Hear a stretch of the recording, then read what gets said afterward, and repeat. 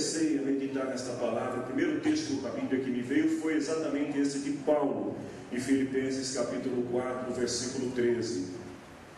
Porque Paulo foi uma pessoa que superou a mediocridade como nenhuma outra pessoa, exceto o próprio Cristo.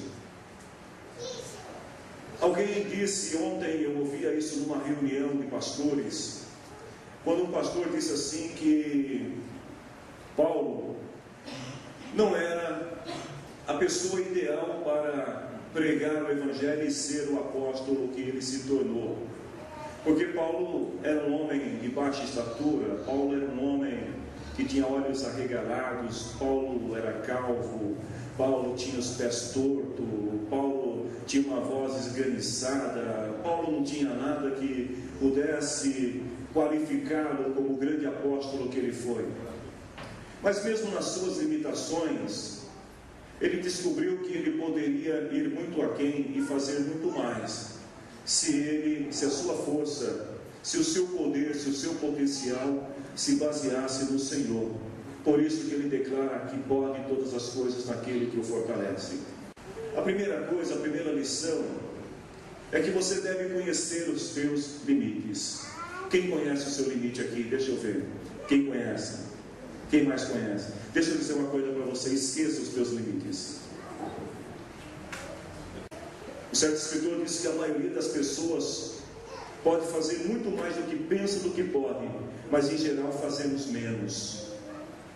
Porque geralmente nós focamos muito mais nas dificuldades do que naquilo que pode de fato ser feito. Alguém disse assim, o Dr. Jones disse que se você desvaloriza os seus próprios sonhos, ninguém dará valor a eles.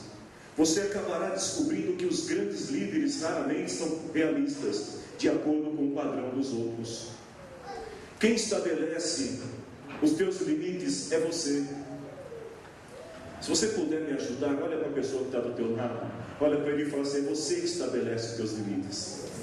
Viu, irmão? Ô Gomes, você estabelece os teus limites. Igor, você estabelece. Quais são os teus limites? Aí eu lhe pergunto de novo, mas quais são os teus limites? Vejam bem, os grandes homens da história, todos eles não eram muito realistas, porque sonhavam e acreditavam em coisas que para as suas gerações, para as pessoas que os assistiam e que os ouviam, pareciam inatingíveis, mas eles acreditavam. Outro escritor disse que qualquer pessoa que escolhe um alvo plenamente alcançável na vida já definiu seus próprios limites. Quando você diz que você deseja fazer tal coisa, você só vai fazer tal coisa, você não vai fazer aquilo. Mas quando você consegue ter uma visão de águia e enxergar além dos teus limites aquilo que pode acontecer e aquilo que você pode fazer, certamente você consegue ir muito adiante. O que Deus quer de cada um de nós é que sejamos capazes de desenvolver uma capacidade ilimitada para ignorar o que as outras pessoas acreditam que não possa ser feito. Que Deus nos ensine a acreditar naquilo que Deus pode fazer na nossa vida e não naquilo que os outros dizem que não pode ser feito. Há sempre espaço para fazer muito mais do que aquilo que você acredita. A segunda lição que eu aprendo é que nenhum segredo do sucesso funcionará se você não trabalhar. Imagine vocês aquela pessoa que sonha, aquela pessoa que pretende chegar a um determinado lugar, mas que para no meio do caminho, cruza seus braços, vai para debaixo de uma sombra e ali fica esperando o tempo passar.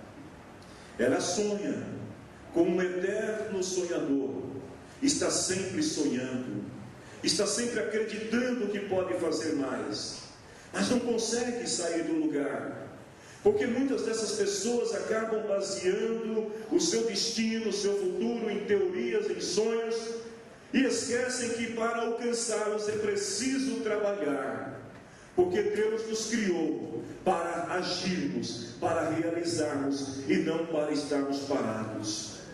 A Bíblia, ela deixa bem claro que o preguiçoso só tem sucesso quando procura não fazer nada. O único sucesso da vida do preguiçoso é não fazer nada, porque a única coisa que ele acredita é a preguiça. Diz a Bíblia que ela viaja tão devagar que a pobreza logo a ultrapassa. A pessoa que é preguiçosa, a pessoa que tem sonhos, que tem anseios, mas que não tem vontade de trabalhar e de agir, não consegue avançar. Vejam bem, queridos, a Bíblia diz que Deus fez o que? Os frutos. Deus fez a maçã, sim ou não? Mas quem deve fazer o suco? Somos nós. Deus não criou uma árvore com suco de maçã pronto in natura. Você tem que ir até a árvore, você tem que balançar os seus galhos, você tem que escolher as melhores maçãs e delas fazer o melhor suco, se você quer conquistar alguma coisa. Algumas pessoas fazem as coisas enquanto outros ficam sentados por aí e se tornam especialistas em como as coisas deveriam ser feitas. É aquela pessoa que não faz, mas que acredita que sabe tudo. Pois também a palavra de Deus nos ensina que se nós queremos alcançar alguma coisa, nós precisamos avançar e precisamos alcançar. E isto passa pela palavra ação, que quer dizer trabalho. O ideal, dizia Brandon Francis, é que nós pudéssemos repetir para nós mesmos que ideias não podem sustentar compromissos prolongados. Elas exigem o casamento imediato com ação. Se você tem um sonho, querido, vai à luta. Se você tem um desejo, levanta da tua posição e vai ao encontro. Vai a buscar, vai ao encontro. Levanta de madrugada, levanta mais cedo, trabalhe incansavelmente. Mas acredite, busque. Porque nenhum segredo do sucesso funcionará se você não trabalhar.